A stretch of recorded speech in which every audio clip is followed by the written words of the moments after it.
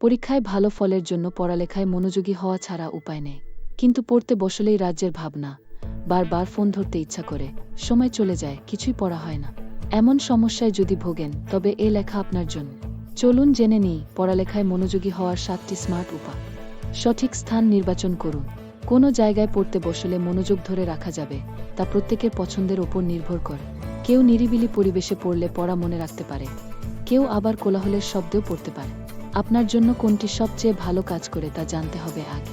বিশেষজ্ঞদের মতে, পড়ায় মনোযোগী হতে চাইলে এমন স্থান নির্বাচন করতে হবে যেখানে পর্যাপ্ত আলোর ব্যবস্থা আছে। এতে চোখের ওপর চাপ কমে এবং মস্তিষ্কের কার্যক্ষমতা ঠিক থাকে। এছাড়া পড়ার স্থান গুছিয়ে রাখার পরামর্শ দেন অনেকে, কেননা পড়ার জায়গায় বিখাতা এলোমেলো থাকলে মনও অস্থির হয়ে ওঠে কিছু সময় পর। তাই পড়তে বসার আগে যা যা লাগবে তা হাতের নাগালের মধ্যে পরিপাটি করে রাখতে হবে। পড়ার জন্য নির্দিষ্ট স্থান থাকাটাও জরুরি। প্রতিদিন একই স্থানে পড়তে বসলে মস্তিষ্ক স্বয়ংক্রিয়ভাবে পড়ার মনোভাব তৈরি করে। তাই যে স্থানে বসে খাওয়া দাওয়া করা হয় কিংবা বিশ্রাম, আড্ডা দেওয়া হয়, সেখানে পড়তে না বসাই ভালো। বাস্তবসম্মত লক্ষ্য নির্ধারণ করুন।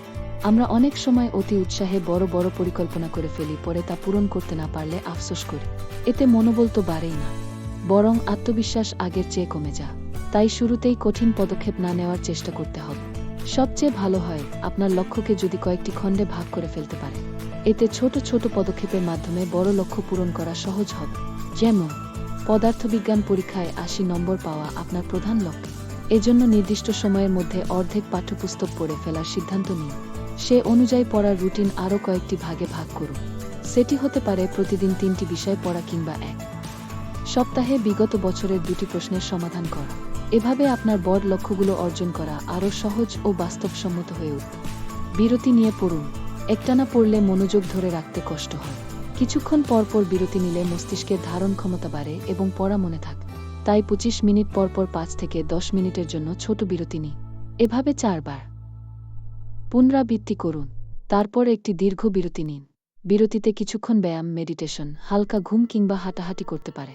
এরকম অনেক কৌশল রয়েছে। আপনার জন্য কোনটি উপকারী তা জানুন এবং মেনে চলুন। বিষয়ভিত্তিক অগ্রাধিকার দিন। পড়তে বসার আগে বিষয়ের অগ্রাধিকার অনুযায়ী তালিকা তৈরি করুন। এতে কোনটি আগে কোনটি পরে পড়তে হবে সে সিদ্ধান্ত নেওয়া যাবে। এজন্য গুরুত্বপূর্ণ পড়ার বিষয়গুলো আগে চিহ্নিত করুন। এতে আরও কার্যকরভাবে সময় কাজে লাগাতে পারবে। প্রথমে কি করা উচিত সে সিদ্ধান্ত নিতে সমস্যা হলে আপনার লক্ষ্য অনুযায়ী কোনটির ডেডলাইন আগে সেটি দেখুন।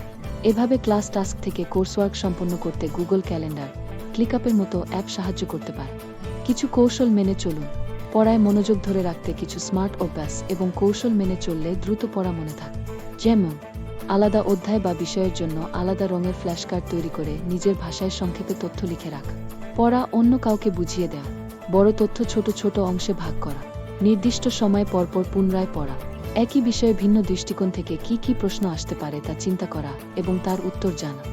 ফোন থেকে দূরে থাকুন। পড়ার সময় মনোযোগ ধরে রাখার প্রধান শত্রু হয়ে উঠেছে হাতে থাকা ফোন।